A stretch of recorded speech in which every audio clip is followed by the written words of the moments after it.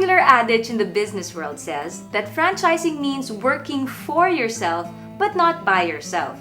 Franchise TV executive producer John Aguilar discovers the truth to this as he goes through the next stage of setting up his own franchise business. Entrepreneurship is not an unfamiliar path for television producer John Aguilar. However, this is his first time to own a franchise as a franchisee. Being a franchising newbie, it is really to John's advantage that he picked a seasoned franchisor as a business partner, Binalot. Early on in their business relationship, Binalot already showed support to John by answering all his queries about the franchise he intended to buy.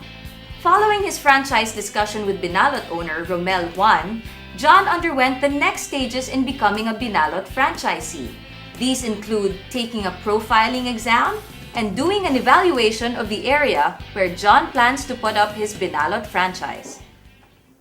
So for your delivery market, at least 1 kilometer's radius. So we're looking at the Cybergate, yung loob nun, mga call center doon. Yeah. So potentially all of the neighboring villages also there can be our potential market. Yes, definitely. Also the festival residential. Ano mo yan, because syempre malawak nga yung market natin sa Binalot. You can cater a family. EDS mo, yan yung pre-project mo na magiging benta mo araw-araw. On the walk-in customers alone inside the mall. And then for your break-even sales, somewhere around mga 13,500. We're projecting 13,500 for your break-even sales. From the market evaluation, doon natin makukuha yung projection for your target sales and even for your break-even sales for the store. And of course, that's what actually benefits both the franchisee and the franchisor. Yes. Para babalik ang pera. Yes. Is there a way to ensure na makakapasa sa market evaluation ng isang lugar? Actually, wala naman siyang way to ensure na pag ginawa ko to, pasado ko. It's just that you have to be accurate in doing the market evaluation. After assessing the viability of the location and the projections, it looks like everything's all set. It's now time to seal the deal. So now I'm with the Binalot team and they are well represented when it comes to their different departments. Miss Joy from Marketing, Sir Ruben from Finance, and Miss Mary from Business Development.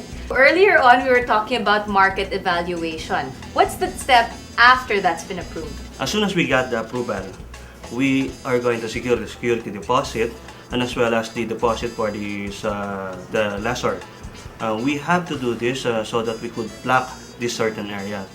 Who does the approval? It's a team effort, right? It's not just one person. Yes. So which are just the departments who are present here the ones who really have the final say? Yes. Actually, as Ma'am Joy mentioned kanina, it's going to be approved by 3 departments. No? It's going to be approved by the marketing department, by the operations department, and by the business development department. But let's not forget that the next big thing is to seal the deal. So the franchise agreement or the MOA is coming up. What are the terms you should look out for in a contract? After the market research, we will proceed with the contract signing. There's going to be two types of contract signing. No? There's a MOA signing. The Memorandum of Agreement signing is a reservation of the place. So it means na nag-agree na ako, my site is approved. And then the franchise agreement is the detailed one actually, wherein it indicates the obligation of the franchisor, the first party, franchisor, and the second party, which is the franchisee. So how does marketing come into play? So for marketing naman, sa opening ng store, we usually give collaterals. When a franchisee invests in a franchise, this takes out the overwhelming strain commonly attributed to starting a business from scratch. Nonetheless, it does not mean that money is a franchisee's only required capital. Time and effort to learn everything about the franchise are also essential elements in his investment. Franchisors, on the other hand, need to safeguard their brand's consistency and integrity. Binalot sees to it that the ins and outs of the franchise are properly communicated to their franchisees through training. Training is a very essential part of its franchise system. Binalot has already developed a strong training module for its franchisees and the people who will be involved in operations. So now I'm with Binalot's operations manager, Mr. Jeffrey Aspiliaga. Sir Jeff, so after ng signing ng franchise agreement, the next step for the franchisee is to undergo training. Bakit importante to? Kasi dapat yung franchisee magkaroon din ng konting feel dun sa business na pinasok niya. Mahirap naman kung di mo alam kung paano patakbuhin yung business na pinapasok mo. So basically, yun yung importance kung bakit kailangan tayo magkaroon ng training after the franchise agreement. So, what are the different training modules that they have to go through?